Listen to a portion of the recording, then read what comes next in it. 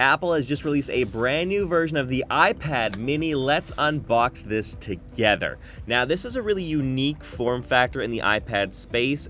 Inside, you'll find brighter than usual product documentation, a braided USB-C cable, and check that out, a power brick? What? Let's get to the main stuff though. The iPad mini has an 8.3-inch display and comes powered with the A17 Pro chip. That's the same chip that's an iPhone 15 Pro, which means this will be compatible with Apple Intelligence. It comes in 4 different colors. This is the new purple color.